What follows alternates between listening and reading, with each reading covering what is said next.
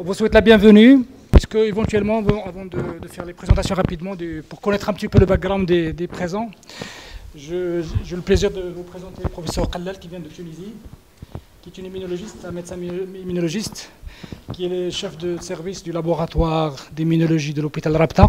Alors, et puis aussi professeur Chilali, que vous connaissez très bien, notre interniste au CHU de Casablanca.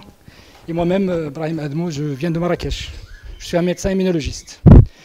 Bien, rapidement, ici, on peut connaître un peu, grosso modo, le background, le profil. Il y a plus de... qui est biologiste ici? Combien de biologistes? Ils sont majoritaires, je vois. Les cliniciens, des pédiatres, des internistes, des immunologistes. Il y a une seule, deux. Qui d'autre que j'ai oublié? Vous êtes immunologiste. Oh, il fallait se mettre ici. Qui d'autre que j'ai oublié? L'hématologie. Alors, les internistes, il n'y en a pas beaucoup, les internistes? Si. Alors, ok, désolé. Ils doivent être là quand même. Alors, les néphrologues, non, les ORL, pneumologues. Vous savez que l'auto-immunité, ça intéresse tout le monde. Vous allez être convaincu après, probablement. Bien. Alors, on va se répartir les tâches entre nous. Quand vous êtes gâtés, vous avez 3 animateurs. J'espère que la tâche sera plus facile, parce qu'à 3, ça va être quand même pour le timing. Bien, on va donner la priorité aux cliniciens. Le professeur Chilali va introduire un peu le sujet pour parler des maladies auto-immunes. Et puis, professeur Kallal va prendre le relais pour nous rappeler quelques des aspects fondamentaux rapidement, avec en accent sur la méthodologie diagnostique qu'on adopte au niveau de l'auto-immunité en général.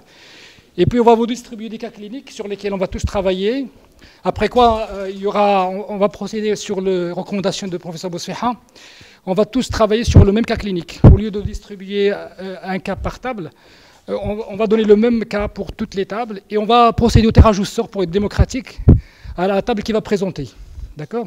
Ça peut être la même table qui va présenter les 5 cas cliniques. Donc voilà, ça veut dire que tout le monde doit travailler sereinement pour pouvoir résoudre les problématiques auxquelles vous serez confrontés. C'est bon? Et après, voilà, à la fin, il y aura beaucoup de discussions, j'imagine, j'espère. Et on va conclure par des petites recommandations, etc., des choses soi-disant à prendre en considération lorsqu'on est face à un patient qui est suspect d'une maladie auto-immune. Bien, la priorité, professeur Chilali, désolé, j'ai du mal à... Alors, tout d'abord, je tiens à remercier les organisateurs de ce congrès pour m'avoir invité pour participer à animer cet atelier. Donc, étant clinicienne, je vais introduire cet atelier parce que là, le sujet, c'est l'exploration en auto-immunité.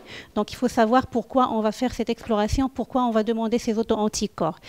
On va les demander parce qu'ils ont un intérêt diagnostique dans les maladies auto-immunes. C'est quoi les maladies auto-immunes? Ce sont des maladies qui sont dues à un problème au niveau de l'auto-immunité avec production d'auto-anticorps qui vont agresser les antigènes de soi. Et on distingue 2 grands types de maladies auto-immunes. Les maladies auto-immunes spécifiques d'organes, où les auto-anticorps vont agresser un antigène spécifique d'un organe bien précis, ou les maladies auto-immunes non spécifiques d'organes, qui sont les maladies systémiques où tous les organes peuvent être touchés. Donc, c'est quoi les auto-anticorps dans ces maladies auto-immunes? Comme on l'a dit, ce sont des marqueurs diagnostiques de ces maladies. Donc, ils nous aident à poser le diagnostic dans ces maladies, mais ce sont également des marqueurs pronostiques. Leur dosage permettent de suivre l'évolution de ces maladies et même de déterminer le pronostic de ces pathologies dans certains cas, comme par exemple la présence d'anticorps anti-DNA natifs dans le lupus érythémateux systémique. Mais ils sont également des acteurs pathogéniques parce qu'ils participent largement dans la pathogénie dans ces maladies, soit directement, en lésant directement les tissus. C'est l'exemple type des maladies auto-immunes spécifiques d'organes. On a dit que les auto-anticorps vont agresser directement l'antigène spécifique au niveau de cet organe, soit en formant des complexes auto-immuns qui vont soit rester au niveau de la circulation, soit se déposer au niveau de certains tissus et entraîner les lésions tissulaires, comme par exemple l'atteinte rénale au cours du lupus érythémateux systémique. Leur présence ne signifie pas forcément l'existence d'une maladie auto-immune. On peut doser les auto-anticorps et les trouver positifs chez certains sujets, mais le fait qu'ils soient présents ne veut pas dire automatiquement maladie auto-immune, parce qu'on sait qu'ils peuvent être présents même chez les sujets normaux. Et leur présence peut également être là au cours de certaines affections qui ne sont pas auto-immunes, notamment certaines affections infectieuses comme l'hépatite virale C ou même certaines affections malignes comme les hémopathies malignes, par exemple, notamment le lymphome. Leur absence non plus n'élimine pas l'existence d'une maladie auto-immune. Ils nous aident à poser le diagnostic, mais ils nous aident. Ce n'est pas un signe pathognomonique d'une maladie auto-immune. Le fait de les trouver ou le fait de ne pas les trouver n'élimine pas l'existence de la maladie auto-immune parce qu'ils peuvent être absents dans une authentique maladie auto-immune.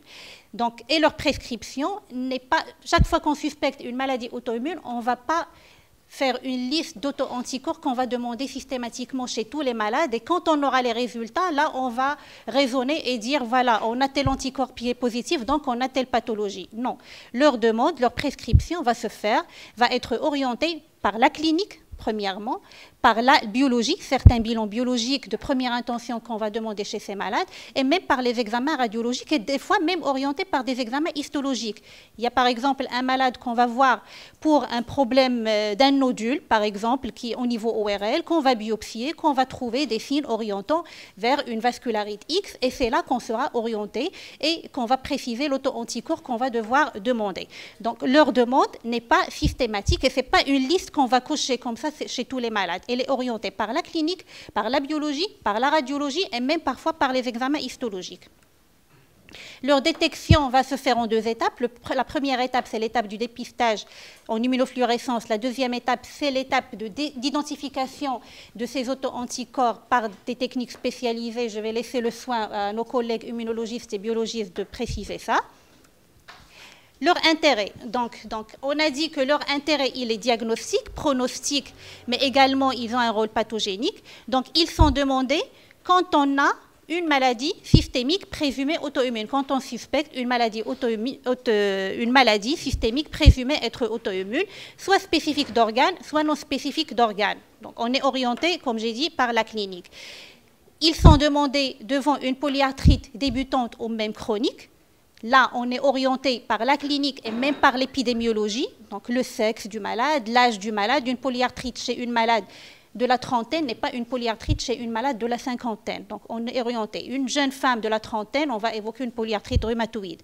Donc, on va être orienté plutôt vers les anticorps anti-CCP, facteur rhumatoïde. Une polyarthrite chez une femme de la cinquantaine, on est plutôt orienté vers un syndrome de Sjögren. Donc là, on va aller plutôt anti-SSA, anti-SSB. Vous voyez, ce n'est pas un bilan systématique qu'on demande chez tout le monde. Il faut toujours être orienté par la clinique. Et ils sont également demandés devant, quand on suspecte une vascularite systémique. Donc là, c'est des tableaux qui résument un petit peu les différents auto-anticorps dans différentes pathologies. Donc je pense que Madame Merlal va préciser ça dans les détails. Donc là, le dépistage passe par l'immunofluorescence. On a soit un aspect homogène, soit moucheté, soit nucléolaire. Après, on identifie. Déjà, l'aspect au niveau de dépistage, il nous oriente vers les auto-anticorps. Quels auto-anticorps on va trouver au niveau de l'identification? Donc là, c'est les auto-anticorps avec les différentes pathologies auto-immunes qu'on peut diagnostiquer avec certaines spécificités de certains auto-anticorps par rapport à certaines pathologies. On va voir ça dans les détails. Donc là, c'est l'exemple du lupus érythémateux systémique et d'autres connectivites avec les auto-anticorps spécifiques de ces pathologies. Et même des fois, ils sont spécifiques d'atteintes organiques particulières. Donc là, c'est les anticorps antiphospholipides, les différents types d'auto-anticorps donc antiphospholipides. Et là, c'est les anticorps anti-cytoplasme du polynucléaire qu'on trouve dans les vascularites avec les différentes spécificités qui nous orientent également vers différents types de vascularites. Je pense que c'est la dernière diapo. C'était juste pour briefer, pour dire que les auto-anticorps ne sont pas demandés comme ça systématiquement. On suspecte maladie auto-immune, ne veut pas dire demander systématiquement toute une liste d'auto-anticorps et après raisonner. Non, c'est le clinicien qui demande le bilan et il est orienté par la clinique. Les bilans de première intention qu'on demande chez les malades et on oriente et après on avance peu à peu selon les éléments qu'on aura dans ces premiers bilans. Je vous remercie. Bonjour tout le monde. Je commence par remercier le professeur Bousfiha et toute l'équipe qui a organisé ce premier congrès maghrébin d'auto-immunité, de déficit immunitaire. Et voilà, après l'intervention de mon ami l'interniste, je vais axer sur les aspects pratiques et les démarches et les algorithmes qu'on va utiliser pour diagnostiquer les maladies auto-immunes.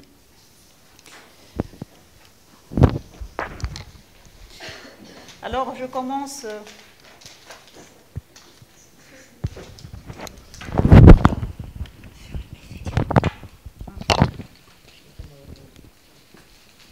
Je commence par définir les maladies auto-immunes.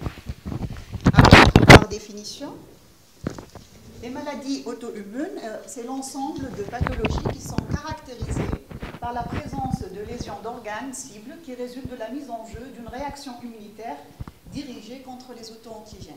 Donc, deux concepts clés à retenir de cette définition, c'est le lien de causalité. Donc, cette destruction tissulaire, elle est due à une réaction immunitaire dirigée contre les antigènes du soi. Et cette réaction immunitaire, elle va mettre en jeu des auto-anticorps, mais aussi des lymphocytes T cytotoxiques. Et vous savez très bien qu'il y a des maladies médiées par des anticorps et d'autres qui sont médiées par une réaction cellulaire lymphocytaire. Deuxième concept à retenir, c'est que la présence, donc comme l'a bien précisé mon ami l'interniste, donc la présence d'un auto-anticorps ne signifie pas une maladie auto-immune si justement on n'a pas ces lésions tissulaires. Donc il nous faut les lésions, les symptômes et la présence d'où vient des lymphocytes B autoréactifs et ou associés ou non à des lymphocytes T autoréactifs. Alors l'intérêt, je passe rapidement parce que ça a été pourquoi on recherche des auto-anticorps en particulier au cours des maladies auto-immunes.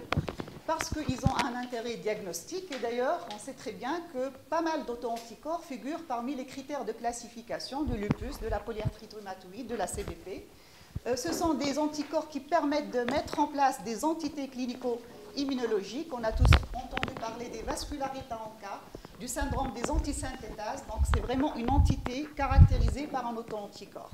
Ce sont des marqueurs qui nous permettent de suivre les patients pour les cas où l'anticorps il est pathogène et donc il va augmenter lorsque le malade il est en activité et puis le taux va diminuer lorsque le malade est en rémission.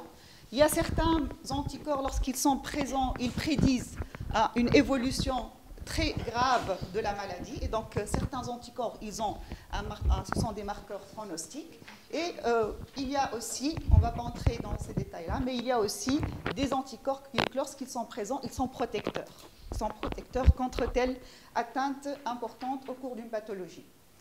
Alors pourquoi les anticorps sont importants aussi, les auto-anticorps? Parce qu'ils nous renseignent sur la physiopathologie des maladies auto-immunes. Et là, vous avez tous les mécanismes qu'utilisent les auto-anticorps pour induire les lésions tissulaires observées. Et donc, c'est par ces mécanismes-là que les anticorps sont pathogènes et à différencier des anticorps, des auto-anticorps pathologiques.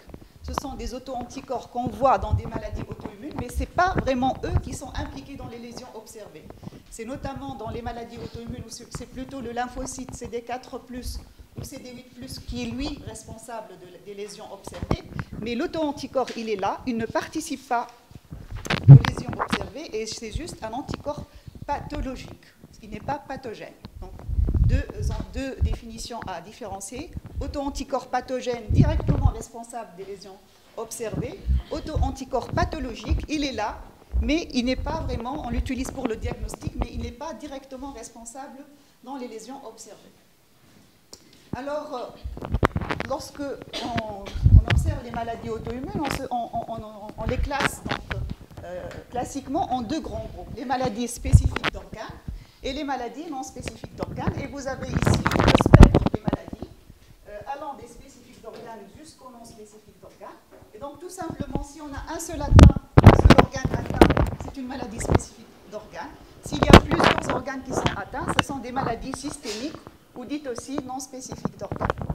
Alors, quelques exemples. Vous voyez ici le prototype de maladie spécifique d'organes, c'est la thyroïdite. Les dysthyroïdies auto-immunes, c'est les maladies spécifiques d'organes les plus fréquentes.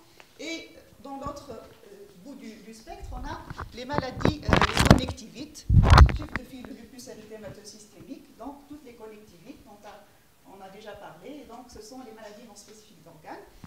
Et entre les deux, on a des maladies, disons, à cheval, comme les hépatopathies auto-immunes, où l'auto-antigène il est ubiquitaire, la mitochondrie, mais ce sont des maladies qui se comportent plus comme des maladies spécifiques d'organes. Alors, on commence par rappeler un peu les maladies spécifiques d'organes, donc les dysthyroïdies, la thyroïdite d'Hashimoto et la maladie de Basdo. Et là, on savait très bien que dans la maladie de Basdo, l'auto-anticorps, il est pathogène. Il va stimuler le récepteur de la TSH et mimer donc cette hormone-là, et il va induire une synthèse accrue des hormones thyroïdiennes. Autre exemple, l'anémie de Birner. Donc, ce sont des auto-anticorps dirigés contre le facteur intrinsèque, et ce sont des anticorps qui vont interférer avec l'absorption intestinale, avec la fonction de cette protéine-là, qui va permettre le passage transépithélial de la vitamine B12. Il y a aussi tout les anémies hémolytiques auto-immunes, les thrombopénies auto-immunes qui sont aussi des maladies spécifiques d'organes. On voit ici que l'auto-anticorps, lorsqu'il se fixe, ou bien par une activation du complément, ou bien par une activation du phénomène d'opsonisation phagocytose, il va entraîner la destruction des cibles. Un autre type très connu de maladie spécifique d'organes, le diabète de type 1, auto-humain, avec une destruction qui porte sur les cellules bêta de Langerhans qui sécrètent l'insuline. Et on sait très bien qu'au cours du diabète auto-humain, il y a plusieurs cibles antigéniques qui sont tous des protéines de ces îlots, de ces cellules bêta, comme la GAD, l'insuline et l'IA2. Alors, il faut savoir que la démarche de la recherche des auto-anticorps dans les maladies spécifiques d'organes, elle est simple. On a une maladie spécifique d'organes, elle a 2, 3, 4 cibles antigéniques qui sont connues et on va aller directement les rechercher. On a une maladie de Basdo, une suspicion, on va aller chercher l'anticorps antirécepteur. On a un diabète, une suspicion de diabète auto-humain, on va chercher les anti-GAD, IA2 et anti-insuline. Et donc, ce sont des cibles antigéniques connues. On va faire appel à des tests monospécifiques, des techniques immunoenzymatiques, des techniques de radioimmunologie, et ils vont nous dicter directement sur la présence ou pas de l'auto-anticorps qu'on cherche, qui généralement ne dépasse pas les 3 à 4 cibles antigéniques par pathologie spécifique d'organes. Donc, il nous faut toujours, pour tout biologiste, une demande avec des renseignements cliniques très importants. Donc, c'est très important pour orienter. Et puis, le résultat avec un diagnostic qui reste toujours un diagnostic biologique. Et il faut compléter par les autres arguments cliniques et paracliniques pour poser le diagnostic définitif.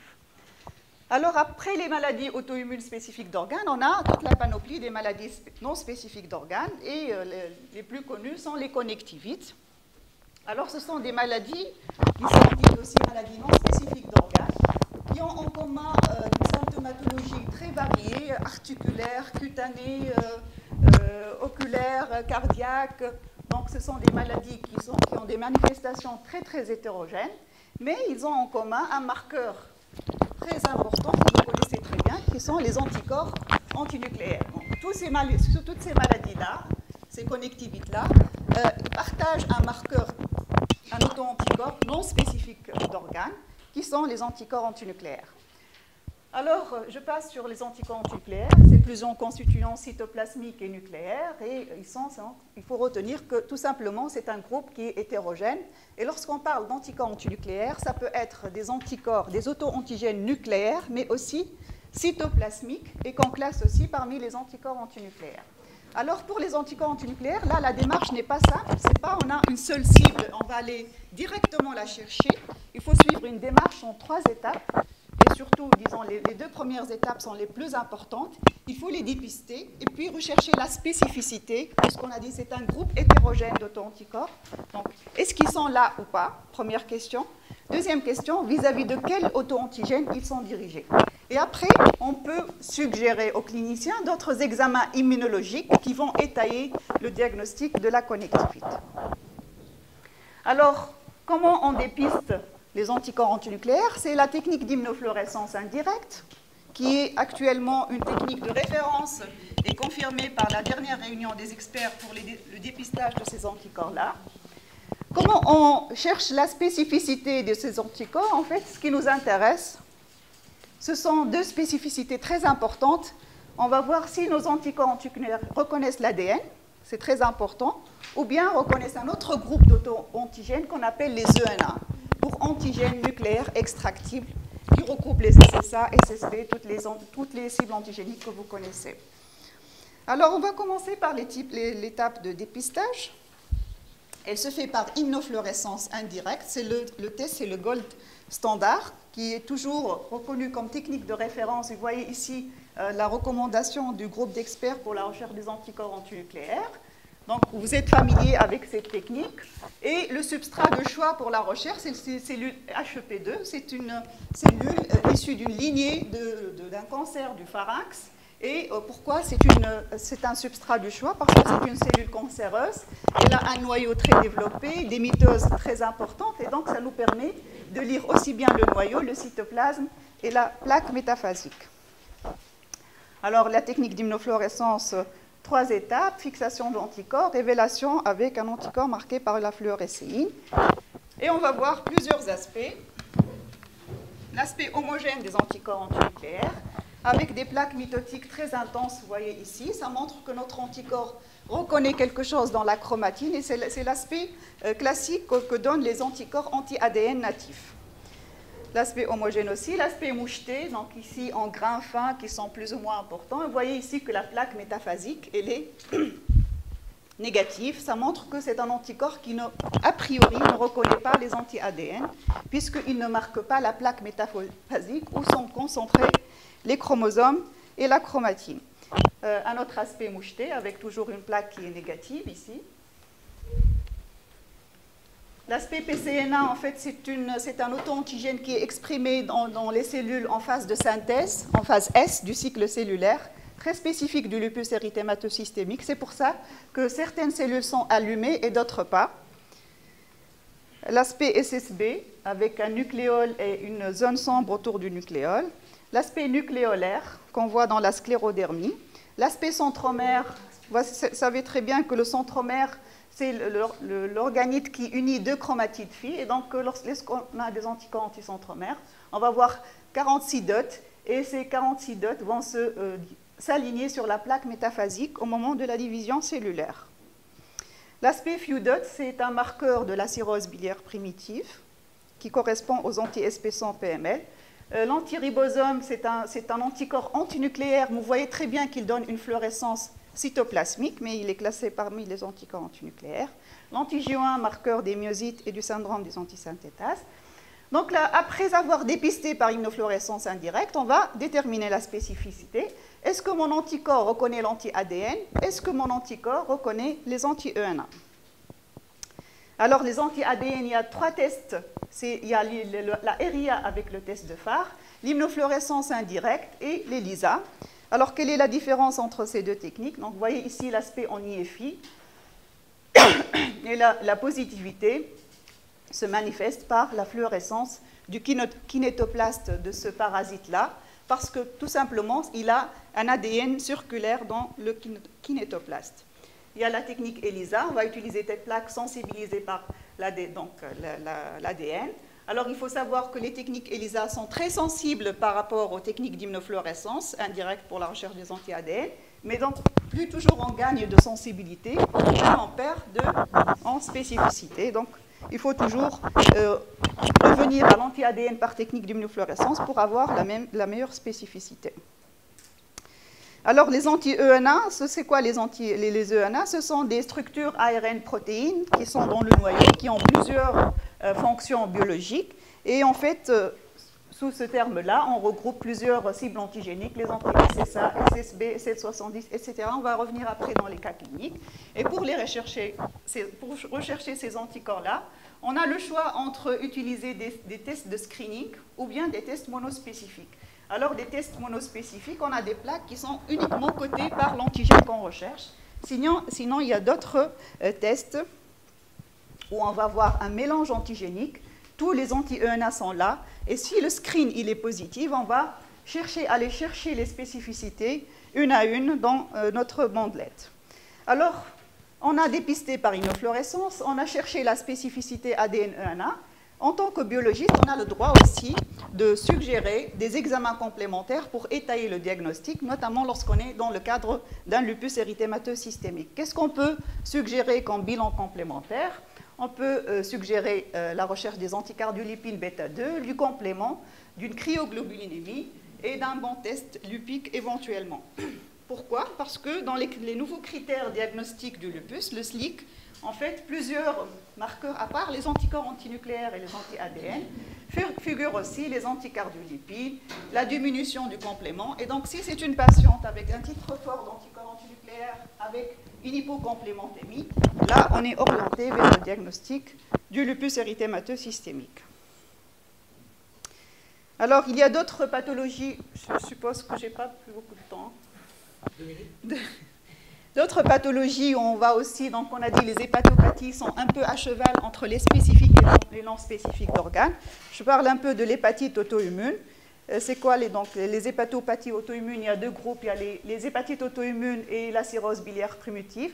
Dans le premier cas, la cible antigénique, c'est l'hépatocyte. Et dans la deuxième pathologie, la cible antigénique, c'est le cholangiocyte. Alors, pour l'hépatite auto-immune, il y a deux types. Il y a le type 1 et le type 2. Et vous avez ici un listing des anticorps qui permettent de faire la part entre les deux types. Anticorps antinucléaires, antimusclolys pour le type 1. Anti-LKM1, anti-LC1 pour le type 2. Et puis l'anti-SLA, qui est un anticorps de mauvais pronostic, peut coexister aussi bien avec les marqueurs de type 1 que de type 2. Vous voyez ici l'aspect de l'anti-LKM1 avec une fluorescence des P3 sur rein de rat. Deuxième étape, après avoir suspecté un anti-LKM, on peut aller vers les DOT pour justement confirmer la spécificité. Et vous voyez ici, non, ici il n'y a pas un DOT LKM, peut-être celui-là, celui-là, mais il est un peu négatif. Mais il faut savoir qu'on a des tests immunoenzymatiques qui nous permettent de déterminer la spécificité de l'anticorps une fois dépisté par immunofluorescence.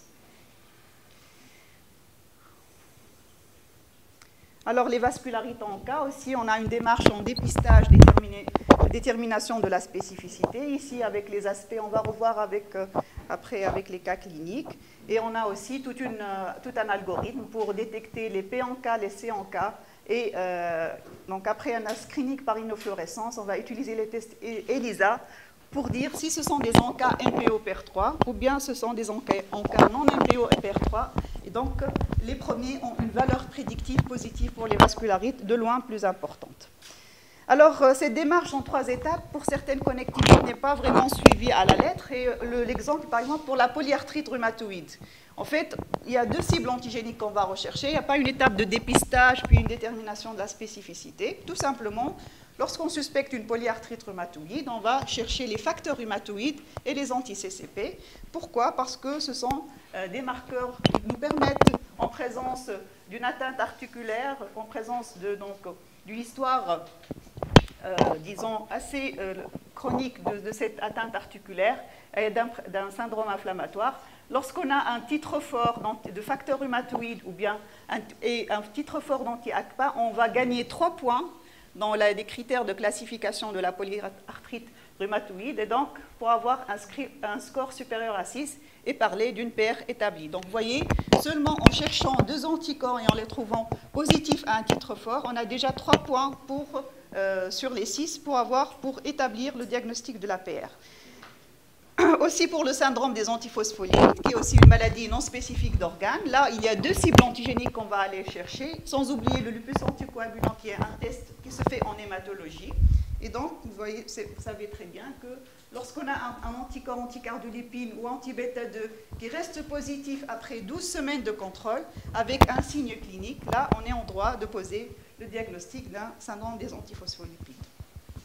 Juste un dernier mot, puisqu'on est dans un congrès de déficit immunitaire, sur l'association déficit immunitaire auto-immunité. On sait très bien que la liste est longue. Il y a plusieurs maladies des déficits immunitaires qui sont associées à des anomalies de l'auto-immunité, à des manifestations auto-immunes. Est-ce que l'auto-anticorps, la recherche des auto-anticorps, a sa place dans ce cadre-là, dans les déficits immunitaires primitifs? Là, en fait, ce qu'on dit dans la littérature, c'est que ce n'est pas sur la recherche des auto-anticorps qu'on va poser notre diagnostic. Il faut avant tout un contexte évocateur. Ce sont des patients qui ont de l'auto-immunité, mais aussi ils ont une histoire d'infection à répétition, une résistance aux antibiotiques, des formes graves, des antécédents familiaux de maladies infectieuses. Donc, il faut qu'on est vraiment dans un contexte évocateur. Bon, là, les auto-anticorps, ils ont une sensibilité très faible dans les déficits immunitaires primitifs. Pourquoi? Tout simplement parce qu'on a beaucoup de déficits immunitaires primitifs où le taux des immunoglobulines, le taux des immunoglobulines global, il est faible. Et donc, lorsqu'on a des IgG faibles ou des IgA faibles, dans le cadre d'un déficit en IgA, on peut passer à côté du diagnostic d'une maladie cœliaque qui est caractérisée par des anticorps de classe IgA. Donc, avoir toujours ce problème en tête parce que la baisse des taux des immunoglobulines implique une dilution du sérum. On sait très bien qu'on dilue souvent le sérum au 1,50 ou 1/100. Donc si vous avez un patient qui a une hypogamma, il faut même le tester pur, sans dilution, parce que pour augmenter la chance pour trouver un auto-anticorps.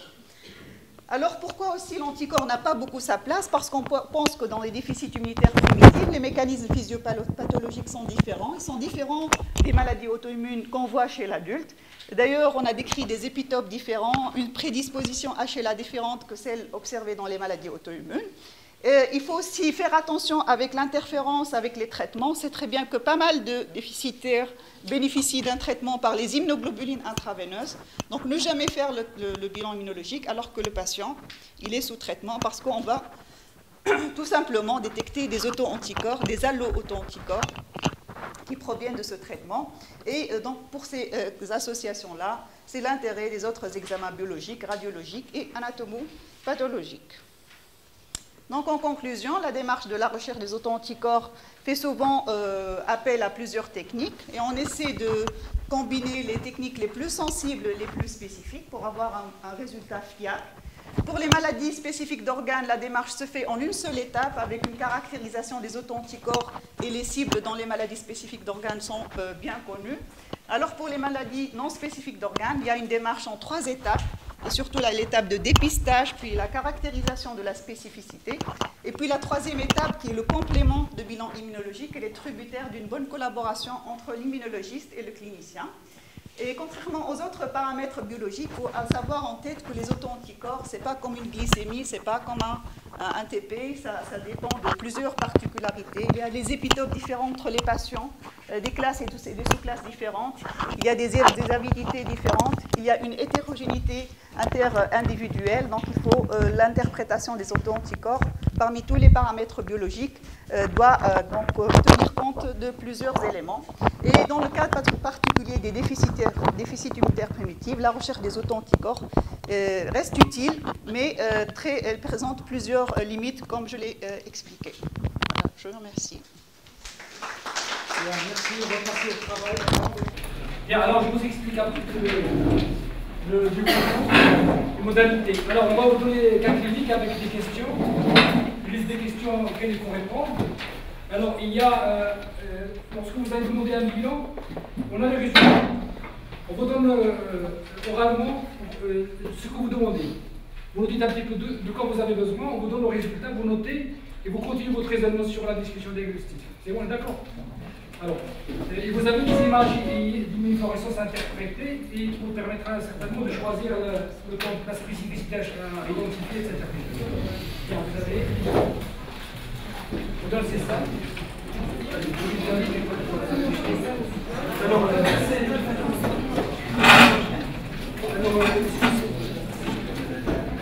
C'est bon, vous êtes là.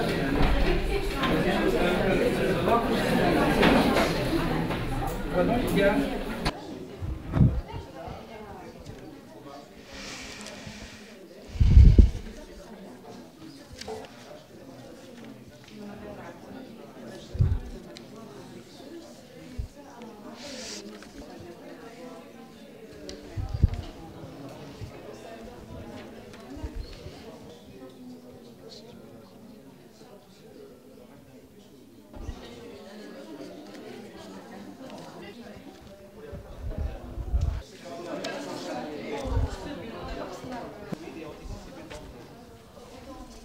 Table numéro 3 qui doit présenter le premier cas clinique. Dame de 31 ans qui présente la rage cutanée, une anémie, des polyarthrite inflammatoires et un phénomène de rénaux.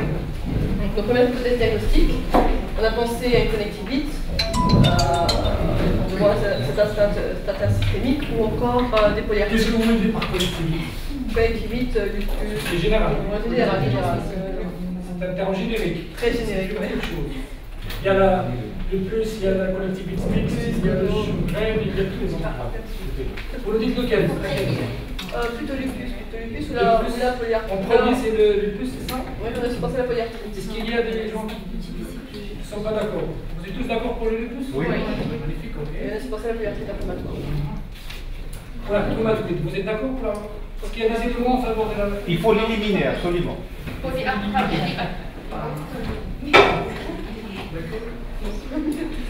deuxième, sclérodermie, vous avez des éléments en faveur de la sclérodermie? Non.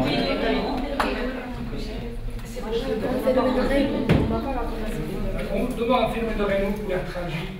Le chat. Oui, probablement, peut-être j'évoquerai plutôt le collectivisme mixte en deuxième. Oui. Vous avez déjà évoqué les autres, mais voilà, il faut que ça soit. Est-ce qu'il y a d'autres diagnostics? Est-ce qu'on peut rester sur le diagnostic pour simplifier la démarche? Le plus est collectivisme. D'accord. Vous êtes d'accord? Alors, qu'est-ce qu'il dit que vous avez demandé? Donc les anticorps ISANA, Les anticorps nucléaires. Donc on a un facteur nucléide et les anticorps antinucléaires. facteur nucléide Et Est-ce qu'on a évoqué la PR? Non. Là, on peut se permettre d'aller demander tout, il faut prioriser. L'objectif, c'est pas de demander tout et après raisonner, donc il vaut mieux. excusez-moi, vous avez une rhumatoïde, enfin rhumatismale, vous avez des arthralgies inflammatoires. C'est vrai, elles sont beaucoup plus rattachées à une autre conjonctivite que la PR, d'autant plus qu'il y a d'autres signes extra-rhumatismaux. Mais moi, je pense que, vu le fait que l'arthrite et l'atteinte articulaire dans la polyarthrite rhumatoïde est d'emblée destructive, et pour ne pas courir le risque de passer, ce serait intéressant. C'est que des arthralgies. Oui, mais c'est très intéressant de. Je suis d'accord avec vous. On peut s'étaler sur les éléments qui peuvent exister dans une maladie. Le point tragique, c'est commun à toutes les collectivités. Monsieur Antou, juste pour l'anecdote, rejoint à l'hôpital, lorsqu'on a une femme jeune avec des arthralgies qui atterrit en médecine interne et les classée lupus, elle est hospitalisée en rhumato et elle est classée polyarthrite. Donc voilà, toujours. Mais chaque médecin regarde. La PR, c'est vrai, il y a le pronostic fonctionnel qui est le jeu, mais le pronostic vital. Si je dois éliminer quelque chose, je dois éliminer le plus en premier. Oui. Et après, je passerai à la PR. Bien en avance. Donc on a dit, voilà, je suis d'accord avec vous. Donc, on dit qu'antinucléaire, c'est tout? Oui, pour commencer. C'est tout. Pour commencer. Alors, on vous a donné l'image de antinucléaires. Donc, qui sont de fluorescence homogène, à titre assez élevé, 340, 320, 640, des trucs comme ça, et apparemment DNA positif. Alors, sur l'aspect IF que vous voyez, donc c'est une fluorescence uniforme avec chromatique qui est positive, d'accord? Est-ce que vous êtes assez tranchant pour dire qu'il n'y a que de l'homogène? Oui. Il y a un aspect quand même qui peut être caché, mais qui peut. C'est important, hein. À chaque fois que vous avez de l'homogène qui est très fort, c'est l'arbre qui cache la forêt. Vous pouvez avoir du moucheté qui est là, il faut diluer votre sérum. Il faut faire des dilutions pour dégager du moucheté silona. Parce que dans le lupus, généralement, s'il vous plaît, souvent vous avez d'autres anti-NA associés. Et vous risquez de les méconnaître ou de ne pas les demander, et du coup vous aurez raté un petit peu des éléments qui ont une grande valeur diagnostique. Donc le premier réflexe, c'est de diluer votre sérum pour chercher ce qu'il y a à l'aspect moucheté associé. C'est très important. Et du coup, si vous avez l'aspect moucheté, vous suspectez, vous allez forcément demander des anti-NA. Alors lesquels vous allez demander anti-NA? Hein? Les anti-SM, vous savez qu'ils sont assez spécifiques du lupus, d'accord? Et c'est ça? D'accord. PCNA, oui, d'accord. Quoi d'autre? C'est important, donc il faut absolument éliminer, on va dire. Parce que la collectivité mixte, si vous n'avez pas de RNP ou d'un aspect moucheté très fort, généralement, elle n'est pas le premier à évoquer, mais on peut l'éliminer en général. Vous êtes d'accord sur la démarche? Et quoi d'autre? Il y a autre chose. Il n'y a pas que les anticorps nucléaires. Avant le COMS. Qui n'a pas demandé le complément? Système du... On n'a pas demandé, mais pas en première intention. En principe, il faut le demander. Donc, le dosage du complément C3, C4, CH50. Et quoi d'autre? Pourquoi le test de Combs? Pourquoi? Vous avez une anémie, donc vous suspectez quoi? Une origine auto-immune, d'accord, ok. Donc au niveau de discussion diagnostique, on a dit qu'il y a deux diagnostics essentiellement. Alors le bilan, qu'est-ce qu'on avait dit? Alors les anticorps antinucléaires, DNA, les anti-ENA, SM, RNP, autres, C3, C4 et test de Combs. Vous êtes d'accord sur la démarche? Si vous rajoutez facteur matoïde, ou CCP avec une conviction voilà, des éléments en faveur de la paire, je suis d'accord avec vous, mais autrement, il faut rester sur... Tout à fait. Ça ne veut pas dire... Tout à fait, voilà, raison de plus pour ne pas... Alors, la troisième question, c'était quoi, la troisième question? L'interprétation du bilan. Alors, on a dit l'interprétation du bilan, on en parle tout à l'heure, d'accord, par rapport à l'aspect homogène qui est très fort, donc qui peut éventuellement cacher un aspect moucheté, qui justifie donc le choix des anticorps anti-ENA à demander. Donc on a dit qu'il faut, en matière de l'EPUS, d'abord le SM, ou bien la liste, et vous avez également les... D'accord? Pour ce patient, il a des anti-SM positifs, des anti-SRNP, on va vous montrer le résultat. Alors vous avez un DNA qui est positif à 240 unités, je vous ai donné le seuil qui est à 25. Vous avez un C3 qui est bas, un C4 aussi, d'accord? Et vous avez un test de cause positif. Bien, alors la question qui suit, c'était quoi la question? Alors, comment vous pouvez raisonner par rapport à la signification clinique ou...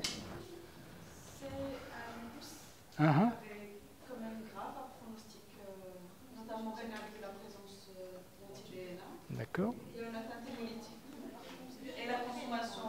D'accord.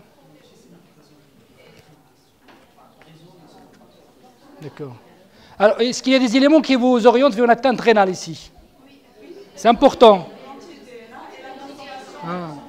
Normalement, si je ne me trompe pas, professeur, je me dira, peut me contrarier, vous pouvez recevoir, s'il vous plaît, vous pouvez recevoir un malade un vendredi après-midi, suspect de lupus. Si vous n'avez pas demandé à éliminer une atteinte rénale, le pic, vous risquez d'aggraver le pronostic, de mettre en jeu le pronostic de votre patient. Hein.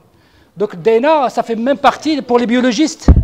Pardon, oui. Vous voulez dire que quand même, quand on parle de lupus, d'accord, vous avez évoqué tous les arguments biologiques, etc. Mais il faut quand même avoir les critères de l'ARA et les appliquer. Quoi. Oui, justement. Maintenant, c'est les critères cliniques et biologiques. Oui. Sinon, on ne pourra pas parler de lupus comme ça. Voilà. Même ça ne figure pas dans les questions, mais ils en ont parlé. Maintenant, c'est les critères cliniques qui sont plus avancés par rapport aux critères ARA. On a... un diagnostic précoce. Même on n'a pas besoin de certains signes qui étaient exigés par les critères ARA. C'est malade qui répond largement aux critères cliniques et aux critères ARA également. Entièrement d'accord, ok. Bien, alors par rapport aux spécificités, on l'a dit tout à l'heure. Alors le choix entre les minodotes et les LISA, c'est à vous de voir. Hein? L'identification de chacun de ces paramètres, vous avez noté forcément les LISA. Les autres, vous avez le choix entre les LISA et les DOT, mais le DOT offre beaucoup plus d'opportunités pour identifier beaucoup de spécificités en DNA. Donc, ce qu'on vous a expliqué. Alors, le diagnostic le plus probable, finalement, c'est quoi? Le lupus sur la base des critères cliniques, bien évidemment, et l'ensemble des paramètres biologiques. Oui. Voilà. Voilà, on va dire. Anna, je reste prudent par rapport, parce qu'il y a des critères, justement, là. Bien. Alors, la signification clinique, voilà ce qu'on vous propose comme signification clinique. Je ne sais pas si vous avez eu le temps de rédiger raisonner sur les significations cliniques de chaque paramètre. On a dit DNA, c'est l'atteinte rénale lipique et permet également de suivre le traitement. C'est important, la concentration des DNA, initialement. Les anti-SM, vous savez, les grandes spécificités. Les antiribosomes, ça fait suspecter une atteinte neurologique, hein, c'est important. Si vous avez des antiribosomes positifs, raisonnez, et voir s'il n'y a pas des scènes neurologiques aussi. Alors, par rapport à l'hypocomplémentémie, je sais, il y a une dame qui est très spécialisée, spécialiste en compléments. Professeur Khalal, vous leur direz que par rapport aux compléments, ils maîtrisent très bien le complément. J'ai été chez eux, je sais ce qu'ils font comme travail, machallah. Oui. Alors, vous avez C3 et C4 abaissés avec un abaissement prononcé sur le C4. Alors, la voie classique, lorsqu'il est très abaissé, normalement, ça doit vous orienter vers un déficit héréditaire, un DIP, complément. Rapidement. Oralement, ça fait. D'accord. On est souvent devant une hypocomplémentémie chez les patients qui ont un lupus érythématosystémique. Et l'hypocomplémentémie autour du lupus, elle peut être la conséquence d'une consommation ou bien d'un déficit héréditaire en fraction du complément. Alors, le déficit en fraction du complément, c'est très bien que le complément, c'est plus de 30 protéines plasmatiques et membranaires. Et parmi ces protéines-là, c'est les déficits en C1, C2 et C4 qui prédisposent au lupus érythématosystémique.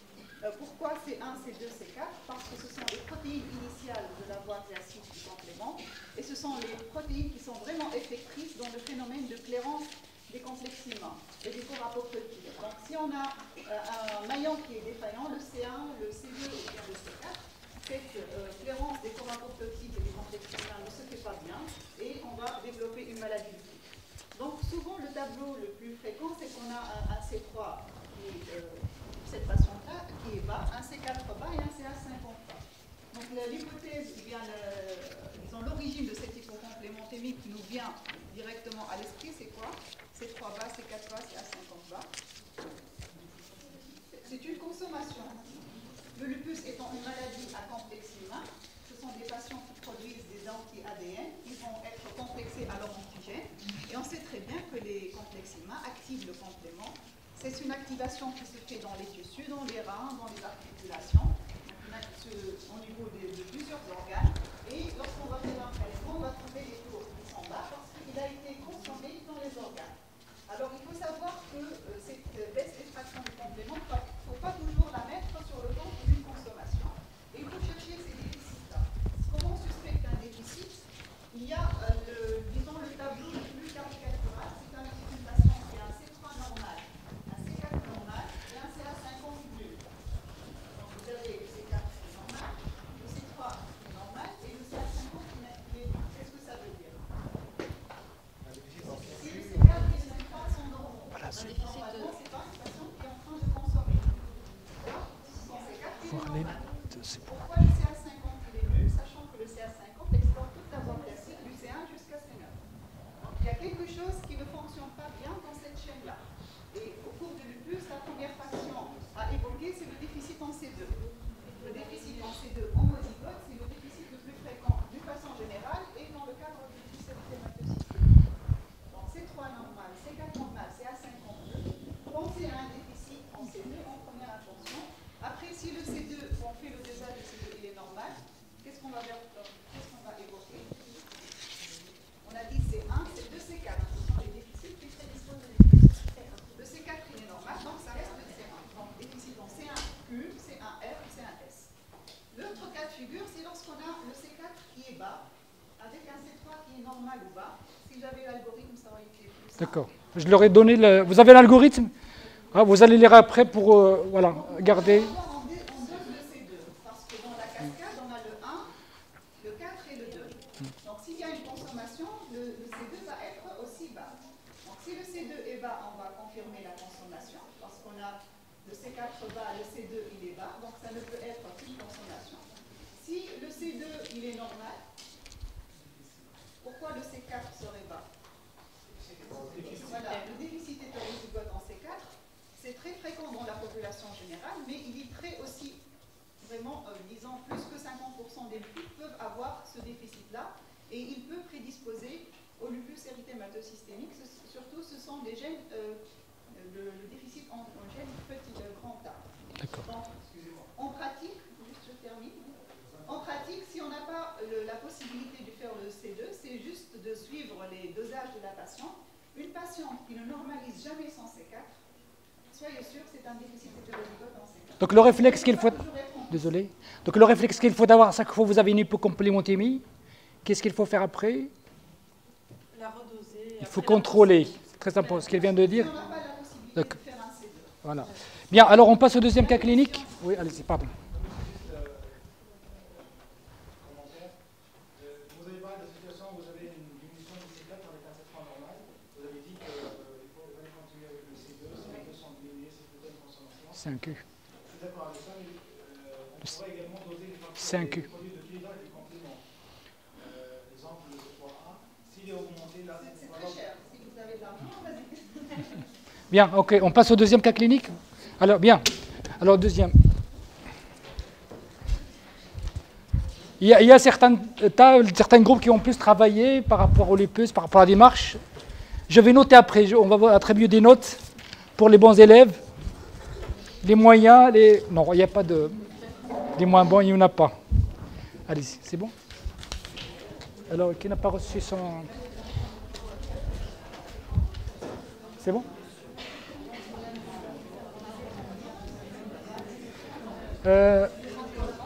بجي تشاركي معهم شو؟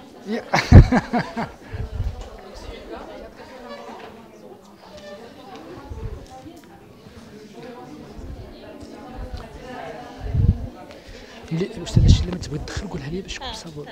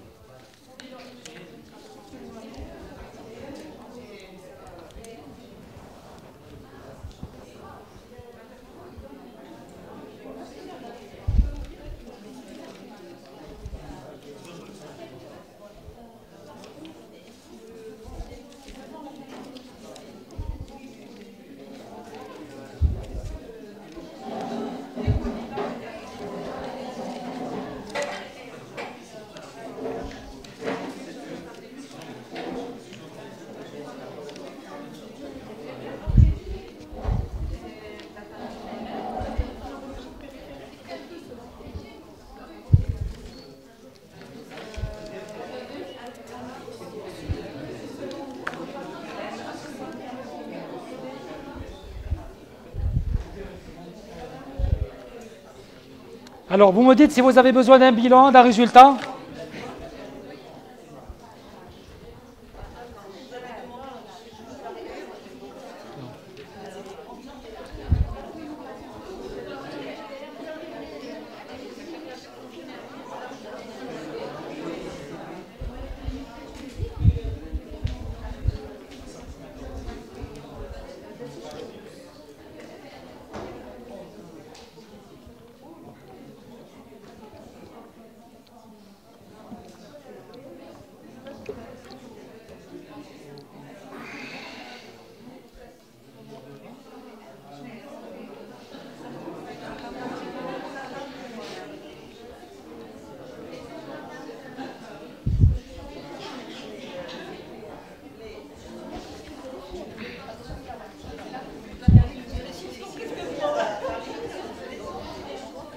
Madame, à vos dispositions.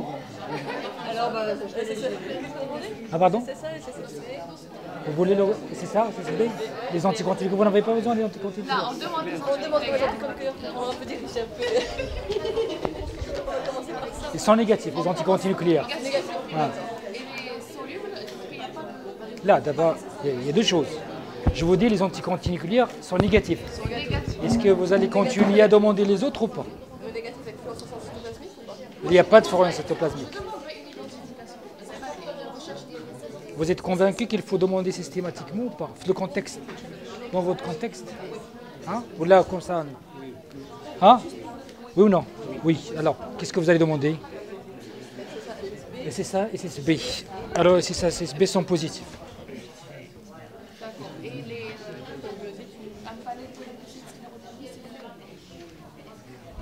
Polymyosite, sclérodermie, ils sont tous négatifs. Après, je ne suis pas convaincu de votre... Et ils sont négatifs. Ah. Moi, je suis le secrétaire. Ah, d'accord. Ils sont négatifs, panel est négatif. Là, il a demandé sclérodermie, voilà, pour lui faire plaisir, voilà.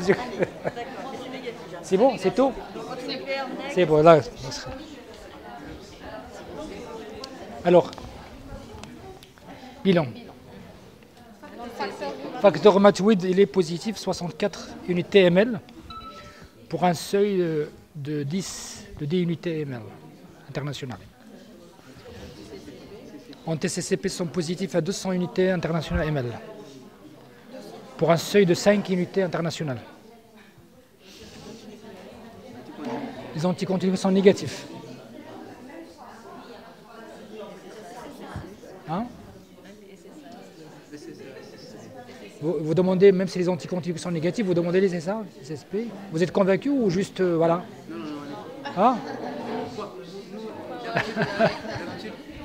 Ah? Vous demandez d'emblée. Pourquoi vous demandez d'emblée, c'est ça? Donc vous êtes en droit de demander les SSA. Alors je vous donne le résultat. Vous, le résultat? Les SSA positifs. SSB positif. C'est bon? Ah? Pardon? VS? Tout ce qui est bilan inflammatoire ou biochimique, voilà. Donc, il faut, parce que la question fait le bilan immunologique pour ne pas se perdre. Je suis d'accord, mon ami. Si tu as des remarques à rajouter, wallah, il faut, voilà, ça dit des choses à...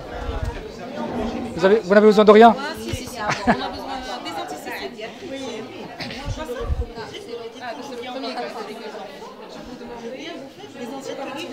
Sont négatifs. Là, les anticontinucléaires, elles sont négatifs. Sont positifs. Et positifs. 200 unités.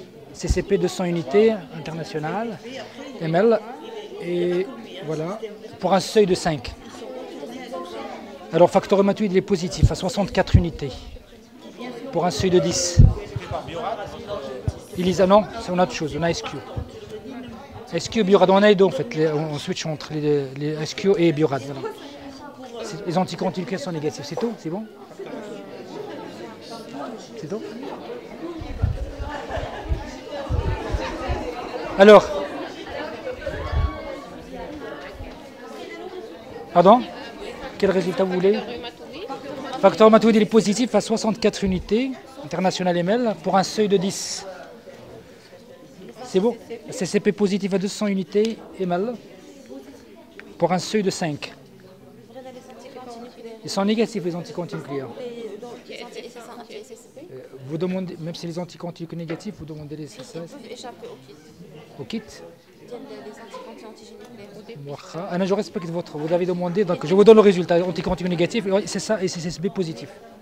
Vous n'avez pas tort, mais la raison.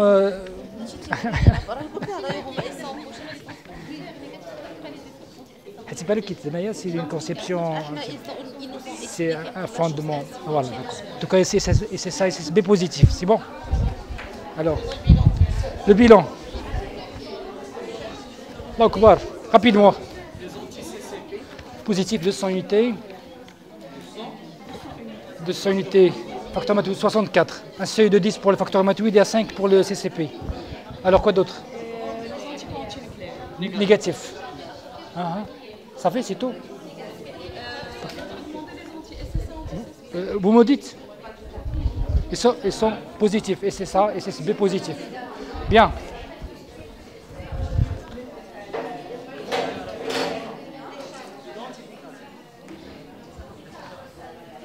C'est bon, vous avez conclu votre diagnostic?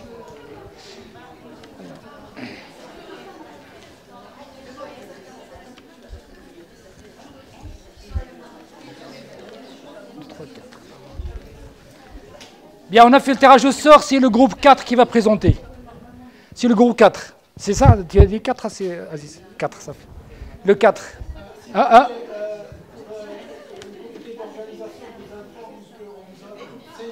Non, 15 minutes, 15 minutes. Non, non, 10. يلا 10 مزيان. Vite, vite. D'accord, واخا الله يسخر. Allez-y, vite, rapidement. Vous nous dites? Discussion diagnostique. Alors, les diagnostics à évoquer, dites-moi.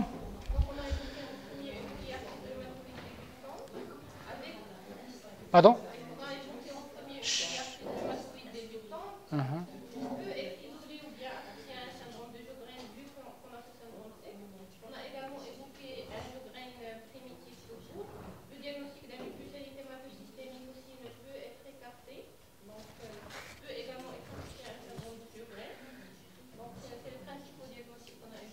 Vous êtes d'accord sur la démarche?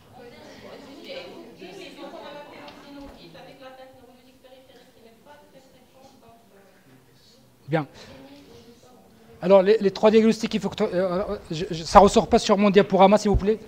Désolé. Alors, votre collègue a dit en premier la PR, deuxièmement Sjögren primaire, c'est ça? Et troisièmement?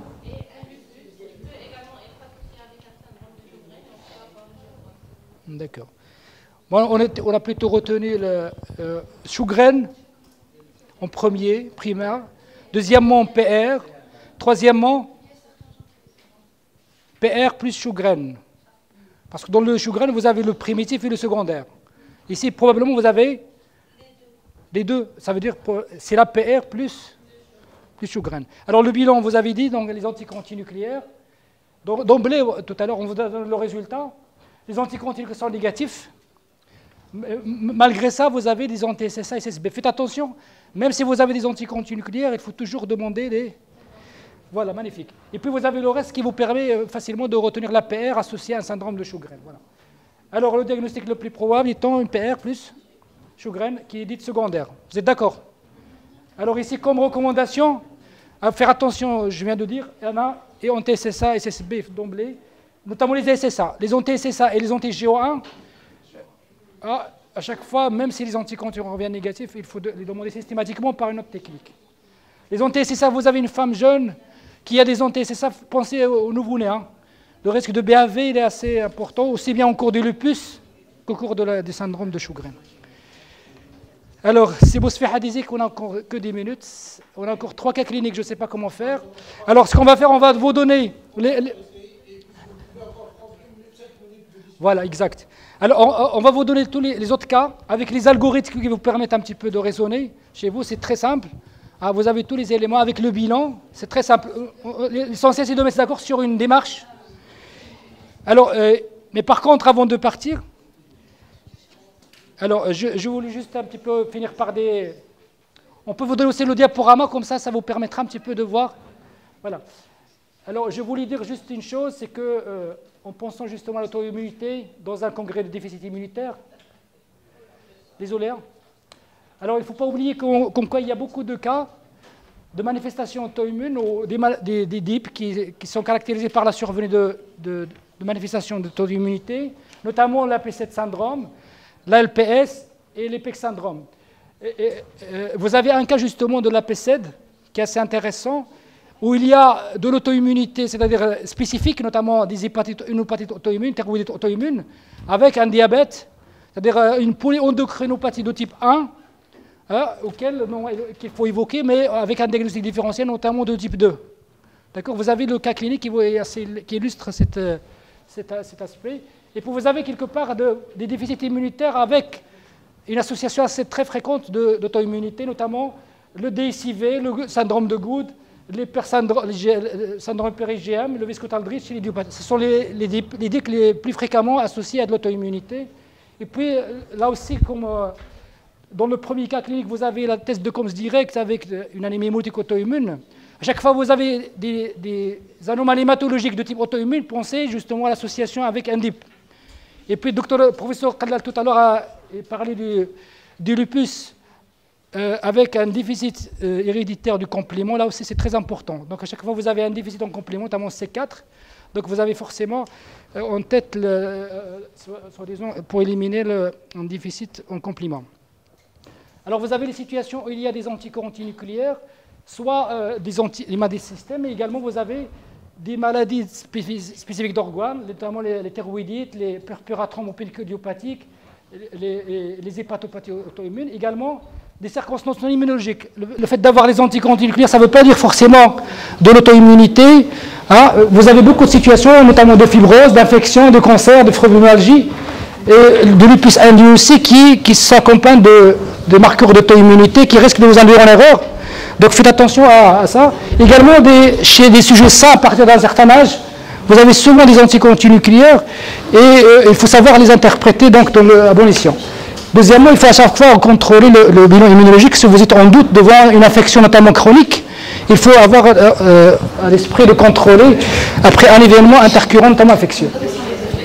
Alors, devant des anticorps antinucléaires, en fonction de l'aspect, vous avez un aspect homogène. En premier, les anti-DNA natifs, etc. Il ne faut pas oublier aussi les antinucléosomes histones.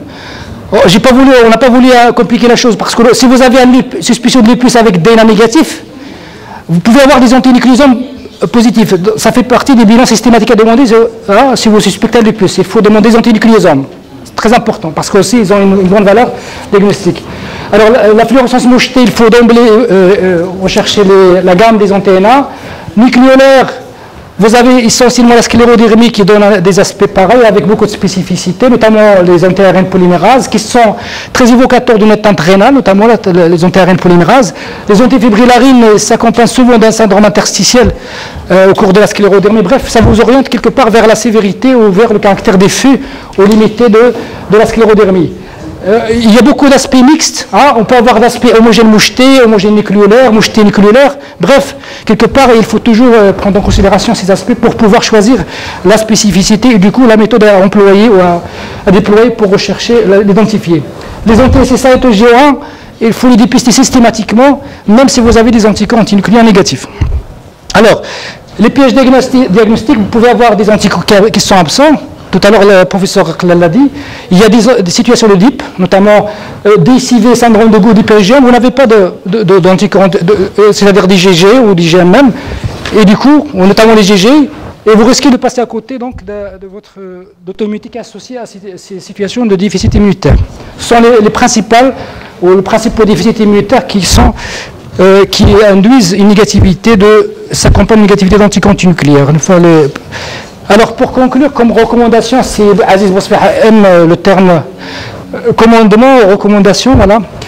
Alors, il faut avoir à l'esprit comme quoi un marqueur biologique n'est jamais spécifique d'une maladie.